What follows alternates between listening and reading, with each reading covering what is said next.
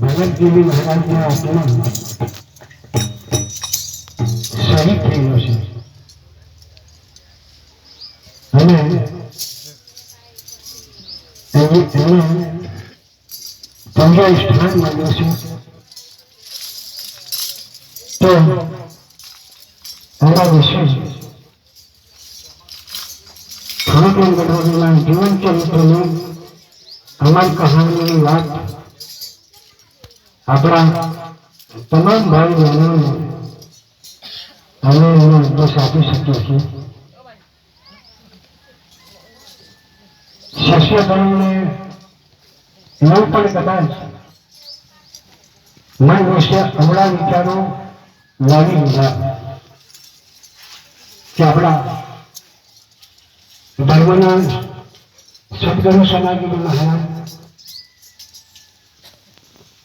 બહુ જ પરમ મહત્વના છે, પરમાત્મા સાક્ષાત. તો આ ધર્મના સ્થળ પર આ હકીકત જે બની એમાં દુઃખ જેવું થયું છે શિષ્ય બનવાનું, પણ એટલું કે એનો ફોડ ફોડતા નથી, અંદર ખાલી ચાલતું હોય છે એવું મને દેખાય છે. બીજું કે સમાજને પણ એવું દેખાય છે કે ધર્મનું આવું સ્થળ છે અને આ જગ્યાએ કઈ રગરાગ થયું હોશા થયું કલ્પના કરી જટવા ઝેકાવતા સાથે ઝીકી અને એમ કરવા જઈશો રોજ કલ્પના કર્યું તો આવું અગત્ય ન બનવું જોઈએ. પણ કદાચ એમ કરવા જતા આ વિશે જાણવા માટે જ્ઞાન ઓછું હોવું જોઈએ.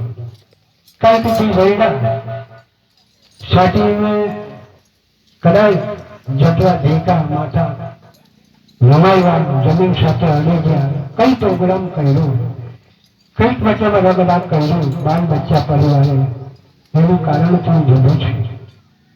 એટલે એ કારણ પણ અમે જણાવી શકીએ છીએ અને ભાઈ હકીકત કયા હોય તે પણ આખો એનો અમેખામાં આપી શકીએ.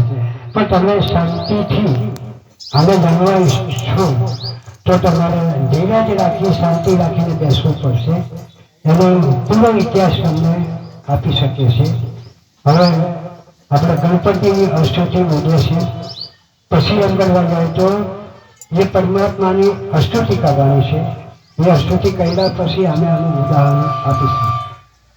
સદગુરુ દેવ કી જય.